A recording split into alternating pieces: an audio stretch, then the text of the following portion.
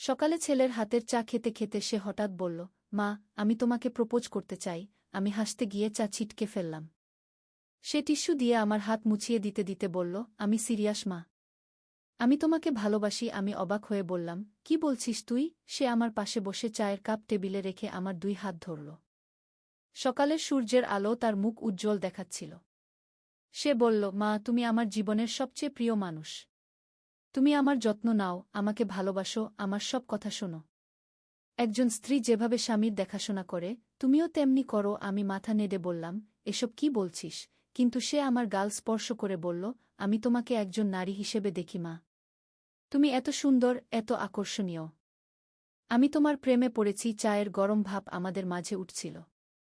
সে আমার কপালে চুমু দিয়ে বলল, মা, আমি তোমাকে বিয়ে করতে চাই। আমরা স্বামী স্ত্রী হয়ে থাকব। আমার হৃদস্পন্দন বেড়ে গেল। সে আমার হাতের আঙুলে আলতো করে চুমু দিয়ে বলল, তুমি আমার হবে। শুধু চায়ের কাপ আমার হাত থেকে পড়ে যাওয়ার উপক্রম হল। এই গল্পটি সম্পূর্ণ শুনলে আপনাদের পানি অটোমেটিক বের হয়ে যাবে, সো যত দ্রুত সম্ভব হাতের কাছে টিস্যু নিয়ে বসে পড়ুন।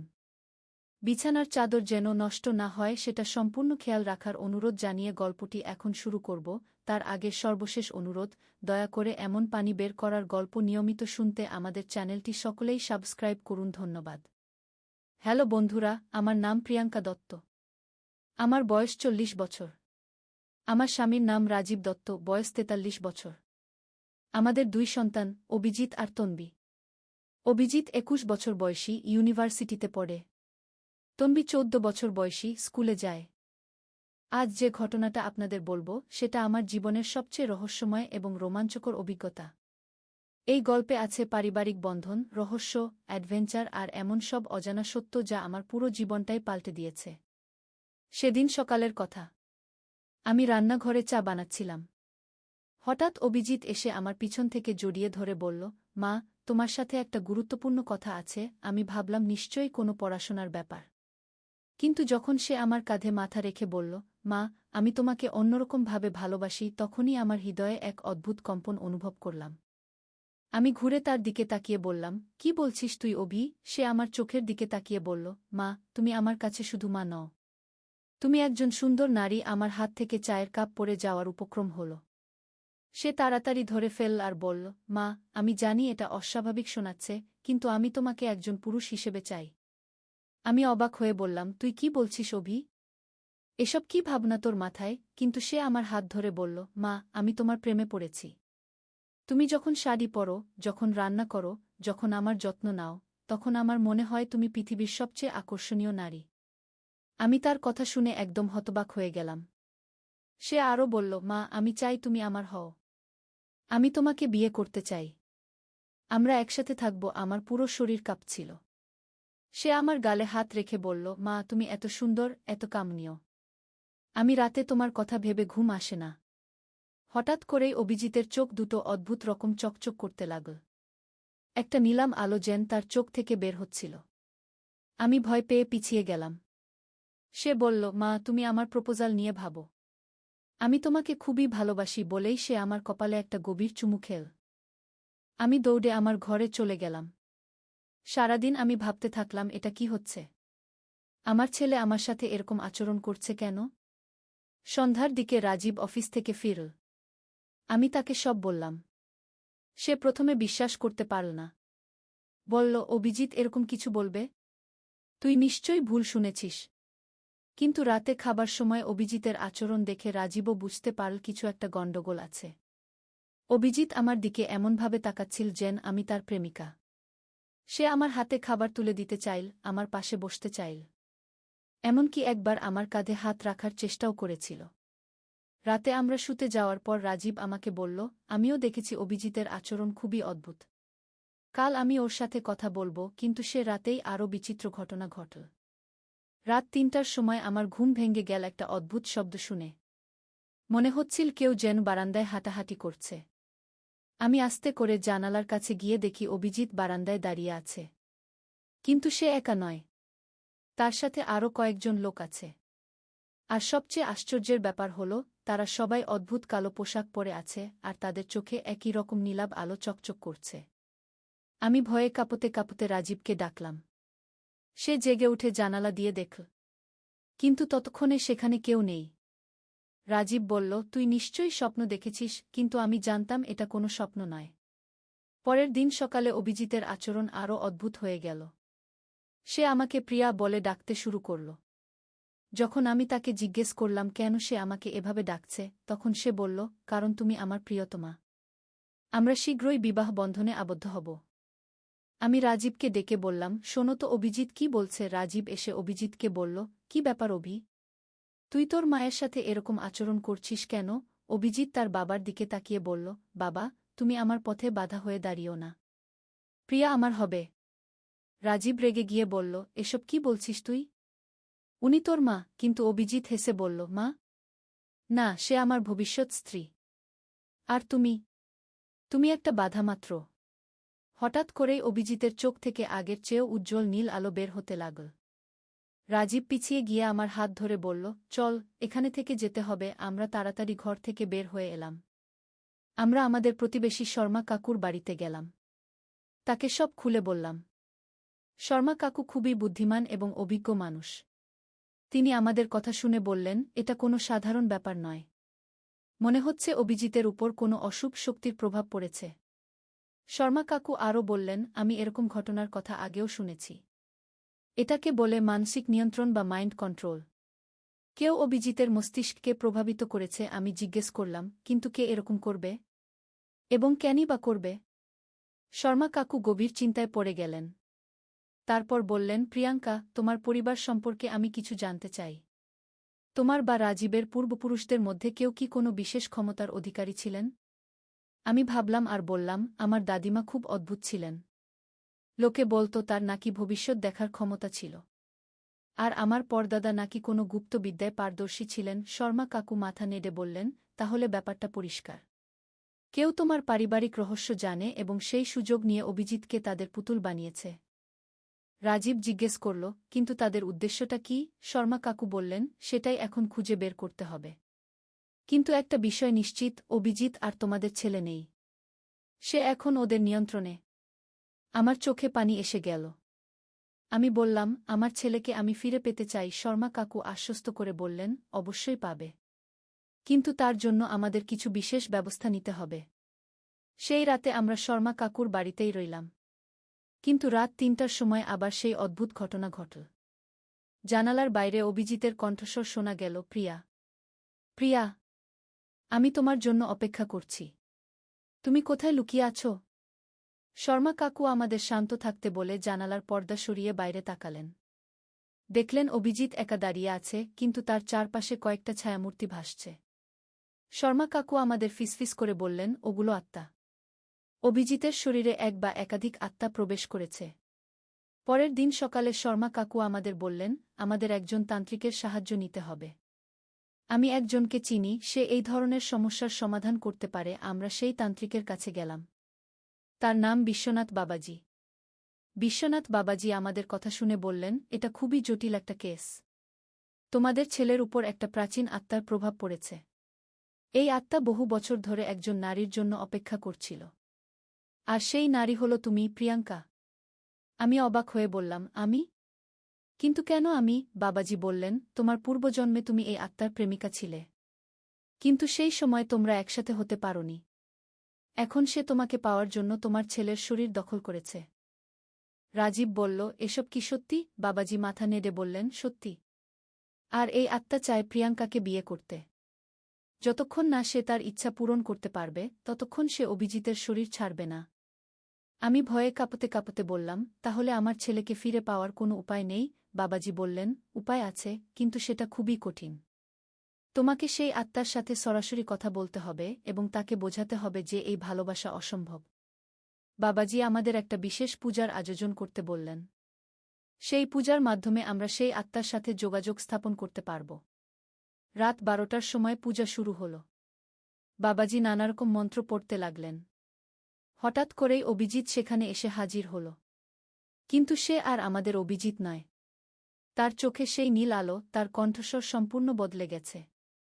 সে বলল, প্রিয়া, আমি তোমার জন্য কত বছর অপেক্ষা করেছি। এবার আমি তোমাকে ছাড়ব না। আমি সাহস সঞ্চয় করে বললাম, তুমি কে? তুমি আমার ছেলেকে ছেড়ে দাও। সে হেসে বলল, আমি অর্জুন। তুমি আমার সীতা। আমরা পূর্বজন্মে একসাথে ছিলাম। বাবাজি বললেন, অর্জুন, তুমি ভুল করছ। এটা একটা ভিন্ন জন্ম। প্রিয়াঙ্কার এখন স্বামী আছে, সন্তান আছে। অর্জুন রেগে গিয়ে বলল, আমি কিছুই জানি না। সীতা আমার, আর আমি তাকে পাবই। তারপর সে আমার দিকে এগিয়ে এল। বাবাজি তাড়াতাড়ি কিছু মন্ত্র পড়ে একটা সুরক্ষা বৃত্ত তৈরি করলেন। অর্জুন সেই বৃত্তের কাছে গিয়ে থেমে গেল। আমি সাহস করে অর্জুনকে বললাম, অর্জুন, আমি জানি তুমি আমাকে ভালোবাসো। কিন্তু এভাবে আমার ছেলের শরীর দখল করে তুমি ভুল করছ। যদি সত্যিই আমাকে ভালোবাসো তাহলে আমার ছেলেকে ছেড়ে দাও। অর্জুন কিছুক্ষণ চুপ করে রইল। তারপর বলল, কিন্তু সীতা, আমি তো তোমাকে ছাড়া বাঁচতে পারি না। এত বছর তোমার অপেক্ষায় আছি। আমি বললাম, আমি এখন অন্য কারো স্ত্রী, অন্য কারো মা। তুমি যদি আমাকে সত্যিই ভালোবাসো তাহলে আমার খুশির কথা চিন্তা করো। হঠাৎ অর্জুনের কণ্ঠস্বর আরও নরম হয়ে গেল। সে বলল, সীতা, তুমি কি সত্যিই খুশি? তোমার স্বামী কি তোমাকে আমার মতো ভালোবাসে? আমি রাজীবের দিকে তাকিয়ে বললাম, হ্যাঁ, সে আমাকে খুব ভালোবাসে। আর আমার দুটো সন্তানও আছে। তারা আমাকে খুব প্রয়োজন। অর্জুন দীর্ঘশ্বাস ফেলে বলল, তাহলে তাহলে আমি কি করব সীতা? আমি তোমা ছাড়া কোথায় যাব? আমি বললাম, তুমি মুক্তি খোঁজো অর্জুন। এই পৃথিবীতে আটকে না থেকে পরবর্তী জন্মের জন্য প্রস্তুতি নাও। হয়তো সেখানে তুমি তোমার সত্যিকারের সঙ্গিনী পাবে। বাবাজি এই সময় আরও কিছু মন্ত্র পড়লেন। অর্জুন কিছুক্ষণ নীরব থাকার পর বলল, সীতা, তুমি যদি খুশি থাকো তাহলে আমিও খুশি। আমি তোমার ছেলেকে ছেড়ে দিচ্ছি। কিন্তু একটা শেষ উপহার নাও। বলেই অভিজিতের শরীর থেকে একটা উজ্জ্বল আলো বের হয়ে আমার দিকে এসে স্পর্শ করল। সেই মুহূর্তে আমি অনুভব করলাম আমার মনের মধ্যে কিছু অদ্ভুত স্মৃতি আসছে। দেখতে পেলাম একটা প্রাচীন রাজপ্রাসাদ, সেখানে আমি রাজকুমারী সীতা আর অর্জুন একজন যোদ্ধা। আমি দেখলাম কিভাবে আমরা একে অপরকে ভালোবেসেছিলাম, কিন্তু যুদ্ধের কারণে আলাদা হয়ে গিয়েছিলাম। অর্জুন যুদ্ধে মারা গিয়েছিল আর আমি আমার পিতার চাপে অন্য কারো সাথে বিয়ে হয়েছিল। কিন্তু আমি সুখী হতে পারিনি। আমার মৃত্যুর পর অর্জুনের আত্মা আমার জন্য অপেক্ষা করতে থাকে। এইসব স্মৃতি দেখার পর অর্জুন বলল, সীতা, এবার আমি বুঝতে পারছি। আমাদের ভালোবাসা অতীতে ছিল। এখন তুমি অন্য জীবন শুরু করেছ। আমি তোমার খুশি নষ্ট করতে চাই না। বলেই সে আমার কপালে একটা আশীর্বাদের স্পর্শ দিল। হঠাৎ অভিজিতের শরীর থেকে একটা সাদা আলো বের হয়ে উপরের দিকে চলে গেল। অভিজিৎ মাটিতে পড়ে গেল। আমরা তাড়াতাড়ি তার কাছে গেলাম। কিছুক্ষণ পর তার চোখ খুলল। সে আমাদের দেখে বলল, মা, বাবা, আমি কোথায়? আমার কি হয়েছিল? আমি কান্না করতে করতে তাকে জড়িয়ে ধরলাম। বললাম, কিছু না বাবা, তুমি অসুস্থ ছিলে। এখন ভালো হয়ে গেছ। অভিজিৎ বলল, মা, আমি খুব অদ্ভুত স্বপ্ন দেখেছি। মনে হচ্ছিল আমি অন্য কেউ হয়ে গিয়েছি। বাবাজি আমাদের বললেন, অভিজিতের কিছু মনে নেই, এটাই ভালো। তোমরা এখন ঘরে যেতে পারো। তবে কয়েকদিন সাবধানে থেকো। আমরা ঘরে ফিরে গেলাম। অভিজিৎ আবার আমাদের আগের অভিজিৎ হয়ে গেল। সে আমাকে মা বলে ডাকে, স্বাভাবিক আচরণ করে। কিন্তু আমার মনে অর্জুনের দেওয়া সেই স্মৃতিগুলো রয়ে গেল। মাঝে মাঝে আমি ভাবি সেই পূর্বজন্মের কথা। অর্জুন আমাকে যে আশীর্বাদ দিয়ে গেছে সেটা আমার জীবনে অনেক পরিবর্তন এনেছে। আমি এখন স্বপ্নে ভবিষ্যতের কিছু ঘটনা দেখতে পাই। একদিন আমি স্বপ্নে দেখলাম আমাদের বাড়ির পিছনে একটা পুরানো কুয়ার মধ্যে একটা সোনার বাক্স লুকানো আছে। সকালে উঠে আমি রাজীবকে বললাম। সে প্রথমে বিশ্বাস করল না, কিন্তু আমার জোরাজুরিতে সেখানে খোঁড়াখুড়ি করল। আর সত্যিই একটা পুরানো সোনার বাক্স পাওয়া গেল। সেই বাক্সে ছিল আমার পরদাদার লেখা একটা ডায়েরি। সেখানে অনেক গুপ্তবিদ্যার কথা লেখা ছিল। আর ছিল একটা পুরানো মানচিত্র। সেই মানচিত্রে দেখানো ছিল একটা গুপ্তধনের সন্ধান। রাজীব আর আমি সিদ্ধান্ত নিলাম সেই ধনের খোঁজে যাব। আমরা অভিজিৎ আর তন্বীকে নিয়ে একটা পারিবারিক অ্যাডভেঞ্চারে বের হলাম। মানচিত্র অনুযায়ী আমাদের যেতে হবে সুন্দরবনের গভীরে একটা রহস্যময় দ্বীপে। আমরা খুলনা থেকে একটা নৌকা ভাড়া করে সুন্দরবনে প্রবেশ করলাম। নৌকার মাঝি করিম চাচা আমাদের বললেন, আপনারা যে দ্বীপের কথা বলছেন সেটা খুব বিপজ্জনক জায়গা। সেখানে নানারকম অদ্ভুত ঘটনা ঘটে। কিন্তু আমরা আমাদের সিদ্ধান্তে অটল রইলাম। 3 দিনের যাত্রার পর আমরা সেই রহস্যময় দ্বীপে পৌঁছালাম। দ্বীপটা খুবই ছোট, কিন্তু ঘন জঙ্গলে ঢাকা। মানচিত্র অনুযায়ী ধনটা লুকানো আছে দ্বীপের কেন্দ্রস্থলে একটা পুরানো মন্দিরে। জঙ্গলের মধ্য দিয়ে হাঁটতে হাঁটতে আমরা পৌঁছালাম সেই মন্দিরে। এটা একটা প্রাচীন কালী মন্দির, কিন্তু অনেক বছর ধরে পরিত্যক্ত। মন্দিরের ভিতরে ঢুকতেই একটা অদ্ভুত ঠান্ডা অনুভব করলাম। মানচিত্র অনুযায়ী ধনটা লুকানো আছে কালীমূর্তির পিছনে। আমরা সেখানে খোঁড়াখুঁড়ি শুরু করলাম। কিছুক্ষণ পর একটা বড় পাথরের নিচে একটা গুপ্ত কক্ষের সন্ধান পেলাম।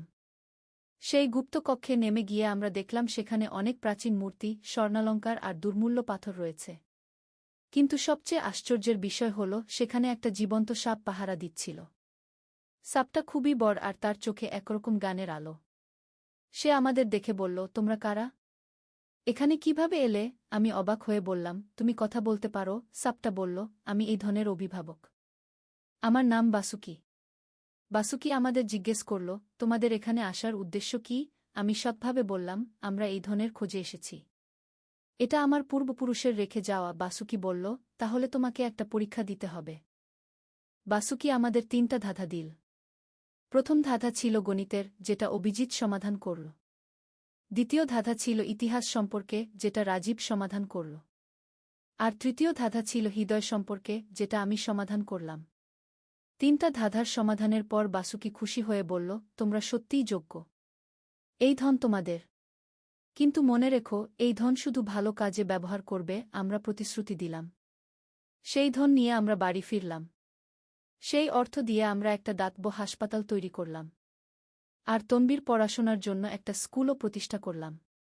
অভিজিৎ এখন একজন ইঞ্জিনিয়ার হয়েছে আর তনবী ডাক্তার হওয়ার স্বপ্ন দেখে। কিন্তু আমাদের অ্যাডভেঞ্চার এখানেই শেষ নয়। অর্জুনের দেওয়া সেই আশীর্বাদের কারণে আমি আরও অনেক রহস্যময় ঘটনার সম্মুখীন হয়েছি। একবার আমি স্বপ্নে দেখেছিলাম আমাদের পাড়ার হারিয়ে যাওয়া একটা বাচ্চা কোথায় আছে। সেই স্বপ্ন অনুযায়ী খোঁজ করে আমরা বাচ্চাটিকে উদ্ধার করেছিলাম। আরেকবার আমি স্বপ্নে দেখেছিলাম একটা বন্যার কথা। সেই স্বপ্ন দেখে আমরা আগে থেকেই সতর্ক হয়ে গিয়েছিলাম। যখন সত্যিই বন্যা এল, আমরা সবাই নিরাপদ জায়গা চলে গিয়েছিলাম। আমার এই বিশেষ ক্ষমতার কথা এলাকার মানুষ জানতে পেরে যায়। তারা বিভিন্ন সমস্যা নিয়ে আমার কাছে আসে। আমি যতটুকু পারি সবাইকে সাহায্য করার চেষ্টা করি। রাজীবও আমার এই কাজে সহযোগিতা করে।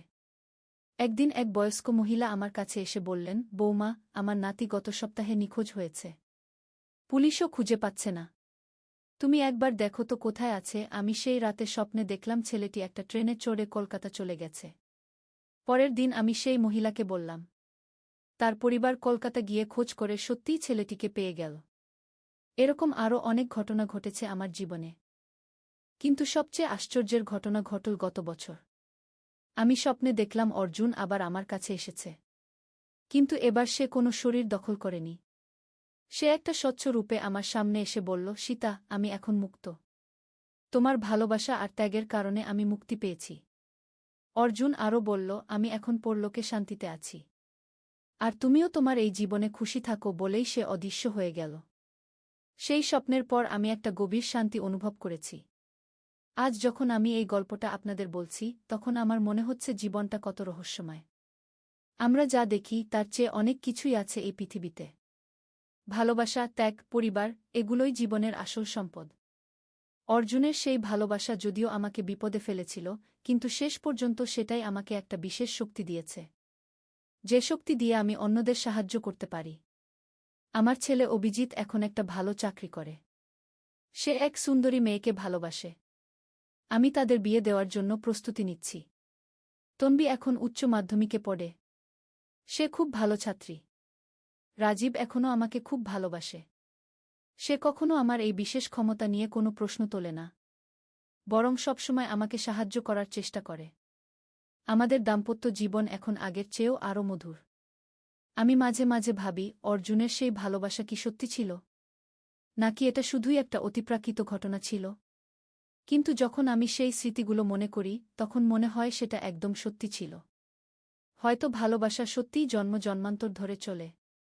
কিন্তু সেই ভালোবাসা যদি কারো ক্ষতির কারণ হয়, তাহলে সেটাকে ত্যাগ করাই ভালো। অর্জুন শেষ পর্যন্ত সেটাই বুঝতে পেরেছিল। আর আমি বুঝেছি যে পরিবারের ভালোবাসাই সবচেয়ে বড় ভালোবাসা। আমার স্বামী, আমার সন্তানরা, এরাই আমার আসল সম্পদ। অর্জুনের দেওয়া শক্তি দিয়ে আমি এদের আরও ভালো করে রক্ষা করতে পারি। এখনও মাঝে মাঝে আমি অদ্ভুত স্বপ্ন দেখি। কখনো দেখি ভবিষ্যতের কোনো বিপদের কথা, কখনো দেখি কারো হারিয়ে যাওয়া জিনিসের খবর। আর আমি যতটুকু পারি সবাইকে সাহায্য করার চেষ্টা করি। আমাদের এলাকায় এখন আমাকে স্বপ্নের মা বলে ডাকে। মানুষ বিশ্বাস করে আমি স্বপ্নে সত্যি দেখতে পাই। আর সত্যিই আমার অনেক স্বপ্ন সত্যি হয়েছে। গত মাসে আমি স্বপ্নে দেখেছিলাম আমাদের পাড়ায় একটা বড় আগুন লাগবে। আমি সবাইকে সতর্ক করে দিয়েছিলাম। সত্যিই একদিন একটা দোকানে আগুন লাগল, কিন্তু আমরা আগে থেকেই প্রস্তুত থাকায় বড় কোনো ক্ষতি হয়নি। আমার এই গল্প শুনে অনেকেই হয়তো বিশ্বাস করবেন না, কিন্তু আমি জানি এটা সম্পূর্ণ সত্যি। জীবনে অনেক অদ্ভুত ঘটনা ঘটে, যেগুলো আমাদের বিজ্ঞানের দিয়ে ব্যাখ্যা করা যায় না। তবে এই ঘটনার পর আমি একটা কথা বুঝেছি, ভালোবাসা কখনো মানুষের ক্ষতি করতে চায় না। যদি কোনো ভালোবাসা কারো ক্ষতির কারণ হয়, তাহলে সেটা আসলে ভালোবাসা নয়, সেটা হল আবেগ বা আসক্তি। অর্জুন যখন বুঝতে পেরেছিল যে তার ভালোবাসা আমার পরিবারের ক্ষতি করছে, তখনই সে সেটা ত্যাগ করেছিল। এটাই সত্যিকারের ভালোবাসার লক্ষণ। আর আমি শিখেছি যে কৃতজ্ঞতা প্রকাশ করতে। অর্জুনের কাছে কৃতজ্ঞ যে সে আমাকে একটা বিশেষ শক্তি দিয়ে গেছে। আমার পরিবারের কাছে কৃতজ্ঞ যে তারা আমাকে এত ভালোবাসে। আর ঈশ্বরের কাছে কৃতজ্ঞ যে তিনি আমাকে এত সুন্দর একটা জীবন দিয়েছেন। এই গল্প শেষ করার আগে আমি আপনাদের একটা কথা বলতে চাই। জীবনে যতই অদ্ভুত ঘটনা ঘটুক না কেন, সবচেয়ে গুরুত্বপূর্ণ হল পরিবার। আমার স্বামী রাজীব, আমার ছেলে অভিজিৎ, আমার মেয়ে তন্বী, এরাই আমার জীবনের আসল অর্থ। আর যদি কখনো আপনাদের জীবনেও এরকম কোনো অতিপ্রাকৃত ঘটনা ঘটে, তাহলে ভয় না পেয়ে সাহসের সাথে মোকাবিলা করবেন। কারণ ভালোবাসা আর সত্যের কাছে সব অন্ধকার পরাজিত হয়। আর হ্যাঁ, আমি এখনও মাঝে মাঝে স্বপ্নে অর্জুনকে দেখি। কিন্তু এখন সে আমার অভিভাবক দেবতার মতো। সে আমাকে বিভিন্ন বিপদ থেকে সাবধান করে দেয়। আর আমি তার জন্য প্রার্থনা করি যেন সে পরলোকে শান্তিতে থাকে। এই ছিল আমার জীবনের সবচেয়ে রহস্যময় ও রোমাঞ্চকর ঘটনা। আশা করি আপনারা এই গল্প উপভোগ করেছেন। আর মনে রাখবেন, জীবনে সব কিছুর একটা কারণ আছে। কখনো কিছু বুঝতে না পারলে ধৈর্য রাখবেন, সময় হলে সব কিছুর উত্তর পেয়ে যাবেন। ধন্যবাদ সবাইকে আমার গল্প শোনার জন্য। সত্যের আলো, একটি ইসলামিক গল্প। প্রথম অধ্যায়, অন্ধকারে আসার আলো। দিগন্তে সূর্যাস্তের লাল আভা ছড়িয়ে পড়েছে। বাগদাদের পুরাতন মহল্লার সরু গলিপথে হেঁটে যাচ্ছেন আব্দুল করিম। তার বয়স ৫০-এর কোঠায়, কিন্তু জীবনের দীর্ঘ সংগ্রাম তাকে বুড়িয়ে দিয়েছে। একসময় তিনি ছিলেন একজন সফল ব্যবসায়ী। তার দোকান ছিল, ঘরবাড়ি ছিল, সবকিছু ছিল। কিন্তু আজ তিনি নিঃস্ব। আল্লাহু আকবার, আল্লাহু আকবার গু। মসজিদ থেকে ভেসে এল মাগরিবের আজানের সুমধুর ধ্বনি। আব্দুল করিমের চোখে জল এসে গেল। কতদিন তিনি মনোযোগ দিয়ে নামাজ পড়েননি। সবসময় ব্যস্ত থাকতেন ব্যবসার কাজে। মসজিদের দিকে পা বাড়ালেন তিনি। ছোট্ট একটি মসজিদ, তবে খুবই সুন্দর। দেয়ালে কোরআনের আয়াত লেখা। এবং যারা আল্লাহর উপর ভরসা করে, তিনি তাদের জন্য যথেষ্ট। নামাজের পর মসজিদের ইমাম সাহেব হাফেজ আবু বকর আব্দুল করিমকে কাছে ডাকলেন। ভাই, আপনাকে চিনি। আপনি আব্দুল করিম, তাই না? শুনেছি আপনার অবস্থা খারাপ। আব্দুল করিম মাথা নিচু করে বললেন, হ্যাঁ ইমাম সাহেব। আল্লাহ আমাকে পরীক্ষা করছেন। এটাই তো আসল কথা। আল্লাহ যাকে ভালোবাসেন তাকে পরীক্ষা করেন। আপনি কি জানেন হরত আইজুব এর কাহিনী? আব্দুল করিম মাথা নেড়ে জানালেন যে তিনি জানেন। তাহলে আসুন আমার সাথে আমার ঘরে। আজ রাতে আমরা কিছু গল্প শুনব। এমন গল্প যা আপনার হৃদয়ে শান্তি আনবে। দ্বিতীয় অধ্যায়, হরত আইজুব এর ধৈর্যের গল্প। ইমাম সাহেবের ছোট্ট ঘরে বসেছেন দুজনে। দেয়ালে টাঙানো লা হাওলা ওয়ালা কুওয়াতা ইল্লা বিল্লাহ, কোনো শক্তি নেই আল্লাহ ছাড়া। শুনুন আব্দুল করিম, ইমাম সাহেব শুরু করলেন। হরত আইজুব ছিলেন আল্লাহর একজন প্রিয় নবী। তার কাছে ছিল বিপুল সম্পদ, হাজার হাজার গরু, ছাগল, উট, ঘোড়া। ৭ ছেলে, ৩ মেয়ে। সবাই ছিল সুখে শান্তিতে। আব্দুল করিম মনোযোগ দিয়ে শুনছিলেন। কিন্তু একদিন আল্লাহ তাকে পরীক্ষা করার সিদ্ধান্ত নিলেন। প্রথমে তার সন্তানরা মারা গেল। তারপর তার সব সম্পদ নষ্ট হয়ে গেল। শেষে তিনি নিজেও কঠিন অসুখে পড়লেন। তার সারা শরীরে ঘা হয়ে গেল। কিন্তু আইজুব কি করলেন? তিনি কি আল্লাহর বিরুদ্ধে অভিযোগ করলেন? না। তিনি বললেন, আল্লাহ দিয়েছিলেন, আল্লাহই নিয়ে নিলেন। তারই জন্য সব প্রশংসা। আব্দুল করিমের চোখে জল এসে গেল। তিনি বুঝতে পারলেন তার সমস্যা আইজুব এর তুলনায় কতই না ছোট।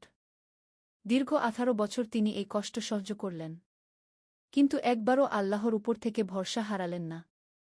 শেষে আল্লাহ তার উপর খুশি হয়ে তাকে আগের চেয়ে দ্বিগুণ সম্পদ দিলেন। নতুন সন্তান দিলেন। সুস্বাস্থ্য দিলেন। এটাই হল ধৈর্যের শক্তি। আব্দুল করিম। আল্লাহ বলেছেন, যারা ধৈর্যধারণ করে তাদের সাথে আল্লাহ আছেন। 3য় অধ্যায়, নতুন দিনের শুরু। পরের দিন ফজরের নামাজের পর আব্দুল করিম মসজিদেই বসে রইলেন। তার মন একটু শান্ত হয়েছে। গতকাল রাতে তিনি অনেক দিন বাদে ভালো ঘুম দিয়েছেন। ইমাম সাহেব তার কাছে এসে বসলেন। কেমন লাগছে আজ? অনেক ভালো, ইমাম সাহেব। গতকালের গল্প শুনে আমার মনে শক্তি পেয়েছি। আল্লাহর রহমত। কিন্তু মনে রাখবেন, শুধু গল্প শুনলেই হবে না, কাজও করতে হবে। আল্লাহ বলেছেন, তোমরা আমল করো, আমি তোমাদের আমলের ফল দেব। কি করব, ইমাম সাহেব? আমার তো কিছুই নেই। আছে। আপনার আছে হাত, পা, বুদ্ধি। এগুলো কি কম? আর সবচেয়ে বড় কথা, আপনার আছে ঈমান। এই ঈমানই যথেষ্ট নতুন জীবন শুরু করার জন্য। এই কথা বলে ইমাম সাহেব একটি ছোট্ট থলি বের করলেন। এই নিন। এতে 50 দিরহাম আছে। এটা দিয়ে ছোট কোনো কাজ শুরু করুন। কিন্তু মনে রাখবেন, হারাম কোনো কাজ করবেন না। সততার সাথে কাজ করবেন। আব্দুল করিম কাঁদতে শুরু করলেন। কিভাবে এই উপকার শোধ করব? আল্লাহর কাছে দোয়া করবেন আমার জন্য। এটাই যথেষ্ট। 4র্থ অধ্যায়, হরত উসমান এর দানশীলতার গল্প। সেদিন সন্ধ্যায় ইমাম সাহেব আব্দুল করিমকে আরেকটি গল্প শোনালেন। হরত উসমান সম্পর্কে জানেন তো? তিনি ছিলেন ইসলামের 3য় খলিফা। কিন্তু তার আগে তিনি ছিলেন একজন বিরাট ধনী ব্যবসায়ী। একবার মদিনায় পানির খুব অভাব হল। সেখানে বীরে রুমাহ নামে একটি কূপ ছিল। কিন্তু সেই কূপের মালিক একজন ইহুদি। সে পানির জন্য খুব বেশি টাকা চাইত। গরিব মানুষের পক্ষে সেই পানি কেনা সম্ভব ছিল না। রাসূলুল্লাহ বললেন, কে এই কূপটি কিনে মুসলমানদের জন্য ওয়াকফ করবে? তার জন্য জান্নাতে একটি কূপ থাকবে। হরত উসমান সাথে সাথে সেই ইহুদির কাছে গিয়ে বললেন, তুমি এই কূপটি বিক্রি করবে? ইহুদি বলল, হ্যাঁ, কিন্তু দাম হবে 20,000 দিরহাম। এত বেশি টাকা? কিন্তু হরত উসমান দ্বিধা করলেন না। সাথে সাথে কিনে ফেললেন। তারপর সেটি সব মুসলমানের জন্য ওয়াকফ করে দিলেন। এরপর থেকে সব মুসলমান বিনা পয়সায় সেই কূপ থেকে পানি পান করতে পারত। আব্দুল করিম অবাক হয়ে বললেন, কি বিরাট মন! হ্যাঁ, এটাই হল ইসলামের শিক্ষা। নিজের জন্য যা ভালোবাসো, অন্যের জন্য তাই ভালোবাসো। হরত উসমান জানতেন, আল্লাহ যা দিয়েছেন তা আল্লাহর রাস্তায় খরচ করলে তিনি আরও দেবেন। 5ম অধ্যায়, ব্যবসার নতুন শুরু। আব্দুল করিম ইমাম সাহেবের দেওয়া 50 দিরহাম দিয়ে বাজারে গেলেন। তিনি ভাবলেন, কি কিনবেন, কি করবেন? বাজারে ঘুরতে ঘুরতে দেখলেন, একজন বৃদ্ধ মানুষ খেজুর বিক্রি করছেন। কিন্তু তার খেজুরগুলো এলোমেলো অবস্থায় রাখা। কিছু ভালো, কিছু খারাপ। গ্রাহকরা ভালোগুলো বেছে নিচ্ছে, খারাপগুলো পড়ে থাকছে। আব্দুল করিম বৃদ্ধের কাছে গেলেন। চাচা, এই খেজুরগুলো কত দামে বিক্রি করছেন? বেটা, ভালোগুলো 2 দিরহাম মন। আর যেগুলো একটু খারাপ সেগুলো 1 দিরহাম মন। আব্দুল করিম বুঝলেন, এখানে একটা সুযোগ আছে। তিনি সব খারাপ খেজুর কিনে নিলেন। 40 দিরহাম দিয়ে 40 মন খেজুর পেলেন। তারপর তিনি সেগুলো বাড়িতে নিয়ে গিয়ে পরিষ্কার করতে শুরু করলেন। পচাগুলো ফেলে দিলেন।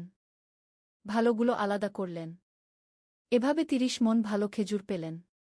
পরের দিন সেগুলো 1.5 দিরহাম মন দরে বিক্রি করলেন। পেলেন 45 দিরহাম। মানে 5 দিরহাম লাভ। আলহামদুলিল্লাহ, তিনি মনে মনে বললেন। আল্লাহ আমার উপর রহম করেছেন। কিন্তু তিনি থেমে থাকলেন না। পরের দিন আরও খেজুর কিনলেন। এভাবে 1 মাস যেতে না যেতেই তার পুঁজি দ্বিগুণ হয়ে গেল। 6ষ্ঠ অধ্যায়, হরত আবু বকর এর সততার গল্প। 1 মাস পর আব্দুল করিম ইমাম সাহেবের কাছে গিয়ে সব কথা বললেন। 50 দিরহাম ফিরিয়ে দিতে চাইলেন। ইমাম সাহেব হেসে বললেন, রাখুন আপনার কাছে, কাজে লাগবে। তবে আজ আমি আপনাকে আরেকটি গল্প বলব। হরত আবু বকর এর রাসূলুল্লাহ এর ইন্তেকালের পর একদিন হরত উমর হরত আবু বকর কে খুঁজতে খুঁজতে একটা বাজারে গেলেন। দেখলেন আবু বকর কাঁধে কাপড়ের বোঝা নিয়ে বিক্রি করছেন। উমর বললেন, আপনি তো খলিফা, এসব কাজ করছেন কেন? আবু বকর বললেন, তাহলে আমার পরিবারের ভরণপোষণ কে করবে? খলিফা হলেই কি পেট ভরে যাবে? উমর বললেন, বাইতুল মাল থেকে আপনার ভাতা নির্ধারণ করা হবে। এরপর সাহাবীদের পরামর্শে হরত আবু বকর এর জন্য দৈনিক ভাতার ব্যবস্থা করা হল। কিন্তু তিনি শুধু ততটুকুই নিতেন যতটুকু তার পরিবারের প্রয়োজন। একটি পয়সাও বেশি নিতেন না। মৃত্যুর সময় তিনি বলে গেলেন, আমি যা যা নিয়েছি বাইতুল মাল থেকে সেসব হিসাব করে আমার সম্পত্তি থেকে ফেরত দিয়ে দিও। এমনকি তিনি বলেছিলেন, আমার একটা উট আছে যেটা আমি খলিফা থাকাকালীন ব্যবহার করতাম, সেটাও বাইতুল মালে ফেরত দিয়ে দিও। আব্দুল করিম অভিভূত হয়ে গেলেন। কি পরিষ্কার সততা! এটাই হলো ইসলাম। আব্দুল করিম, শুধু ইবাদত করলেই হবে না, জীবনের সর্বক্ষেত্রে সৎ থাকতে হবে। ব্যবসায়েও সত্যবাদী হতে হবে। সপ্তম অধ্যায়, বিপদে পড়া এক ভাইয়ের সাহায্য। ৩ মাস কেটে গেছে। আব্দুল করিমের ব্যবসা ধীরে ধীরে ভালো হচ্ছে। এখন তিনি খেজুরের পাশাপাশি খোরমাও বিক্রি করেন। একটা ছোট দোকান ভাড়া নিয়েছেন। একদিন তিনি দোকানে বসে আছেন। এমন সময় একজন মানুষ এসে হাজির। চেহারা দেখে মনে হচ্ছে অনেক দুশ্চিন্তায় আছেন। আসসালামু আলাইকুম ভাই। ওয়ালাইকুমুসসালাম। বলুন, কি সেবা করতে পারি? আমার নাম আহমদ। আমি একটা গার্মেন্টসে কাজ করি। গত সপ্তাহে আমার মা খুব অসুস্থ হয়ে পড়েছেন। হাসপাতালে ভর্তি করতে হয়েছে। ডাক্তার বলেছেন অপারেশন করতে হবে। কিন্তু আমার কাছে এত টাকা নেই। আব্দুল করিমের মনে পড়ে গেল তার নিজের অসহায় দিনগুলোর কথা। কত টাকা লাগবে? ৫০০ দিরহাম। আব্দুল করিম তার টাকার হিসাব করলেন। তার কাছে আছে ৭০০ দিরহাম। তিনি দ্বিধা না করে ৫০০ দিরহাম আহমদের হাতে দিয়ে দিলেন। এই নিন। আহমদ অবাক। এটা কি করছেন? আমি তো আপনার পরিচিত লোকও না। আল্লাহর বান্দাদের সাহায্য করা আমাদের দায়িত্ব। আপনার মায়ের জন্য দোয়া করবেন। আহমদ কেঁদে ফেললেন। আল্লাহ আপনার মঙ্গল করুন। অষ্টম অধ্যায়, হরত আলী এর ইনসাফের গল্প। সেদিন রাতে ইমাম সাহেব আব্দুল করিমের কাছে শুনলেন আহমদের সাহায্যের কথা। সুবহানাল্লাহ! আল্লাহ আপনার হৃদয়ে রহমত ভরে দিয়েছেন। এই ঘটনা আমার মনে করিয়ে দিল হরত আলী এর একটা ঘটনা। কি ঘটনা? হরত আলী যখন খলিফা ছিলেন, একদিন তিনি আদালতে বিচার করছিলেন। সেখানে একটা মামলা এলো। একজন ইহুদি অভিযোগ করেছে যে খলিফা আলী তার বর্ম চুরি করেছেন। কি আশ্চর্য! খলিফার বিরুদ্ধে চুরির অভিযোগ? হ্যাঁ। কিন্তু হরত আলী কি করলেন? তিনি সাধারণ একজন বিবাদীর মতো আদালতে দাঁড়ালেন। বিচারক কাজী শুরাইহ ছিলেন তারই নিযুক্ত করা। কিন্তু তিনি খলিফাকে সাধারণ একজন বিবাদীর মতোই আচরণ করলেন। বিচারক বললেন, আলী, তোমার কাছে কি কোনো প্রমাণ আছে যে এই বর্মটা তোমার? আলী বললেন, হ্যাঁ, আমার ছেলে হাসান এবং আমার গোলাম কানবার সাক্ষ্য দিতে পারবে। বিচারক বললেন, না, এই সাক্ষ্য গ্রহণযোগ্য নয়। ছেলে বাবার পক্ষে এবং গোলাম মনিবের পক্ষে সাক্ষ্য দিতে পারে না। ফলে আলী মামলায় হেরে গেলেন। বর্মটা ইহুদির কাছেই থেকে গেল। কিন্তু এই ঘটনা দেখে ইহুদি এতই অভিভূত হয়ে গেল যে সে সাথে সাথেই ইসলাম গ্রহণ করল আর স্বীকার করল যে বর্মটা সত্যিই আলী এর। সে বলল, যে ধর্মের খলিফা নিজের বিরুদ্ধে আনিত মামলায় সাধারণ মানুষের মতো দাঁড়ায়, সে ধর্ম অবশ্যই সত্য। আব্দুল করিম মুগ্ধ হয়ে শুনলেন। এটাই তো ন্যায় বিচার। হ্যাঁ, ইসলাম ইনসাফের ধর্ম। ধনী গরিব, শাসক প্রজা সবার জন্য একই আইন। নবম অধ্যায়, আরেকটি পরীক্ষা। ৬ মাস কেটে গেছে। আব্দুল করিমের ব্যবসা বেশ ভালোভাবেই চলছে। তিনি এখন একটু আরামায়েশের জীবন যাপন করতে পারছেন। একটা ভালো বাড়িও ভাড়া নিয়েছেন। কিন্তু হঠাৎ একদিন বিপদ এল। তার প্রধান সাপ্লায়ার, যার কাছ থেকে তিনি খেজুর খোরমা কিনতেন, সে হঠাৎ দেউলিয়া হয়ে গেল। তার কাছে আব্দুল করিমের ১৫০০ দিরহাম পাওনা ছিল। আব্দুল করিম ব্যাকুল হয়ে গেলেন। এই টাকা না পেলে তার ব্যবসা বন্ধ হয়ে যাবে। তিনি সাপ্লায়ারের বাড়িতে গেলেন। দেখলেন সে সত্যিই দেউলিয়া। তার স্ত্রী বাচ্চারা কাঁদছে। সে নিজেও কাঁদছে। ভাই, আমি জানি আপনার পাওনা আছে, কিন্তু আমার কাছে এখন কিছু নেই। আমার ব্যবসা শেষ হয়ে গেছে গু। আব্দুল করিম দেখলেন এই মানুষটি সত্যি সত্যই অসহায়। তার মনে পড়ল নিজের কষ্টের দিনগুলোর কথা। ঠিক আছে ভাই, আপনি দুশ্চিন্তা করবেন না। টাকার কথা ভুলে যান। আল্লাহ যখন চাইবেন তখন দেবেন গু। সাপ্লায়ার অবিশ্বাসের চোখে তাকিয়ে রইল। সত্যি বলছেন? হ্যাঁ, সত্যি। রাসূলুল্লাহ শাহ বলেছেন, যে ব্যক্তি কোনো দেউলিয়া ব্যক্তিকে অবকাশ দেয়া, আল্লাহ তাকে তার প্রতিটি দিনের জন্য সৎকার সোয়াব দেবেন। ১০ম অধ্যায়, হরত আবু দাহদাহ রা এর আত্মত্যাগের গল্প। সেদিন রাতে আব্দুল করিম ইমাম সাহেবকে সব কথা বললেন। ইমাম সাহেব খুশি হয়ে বললেন,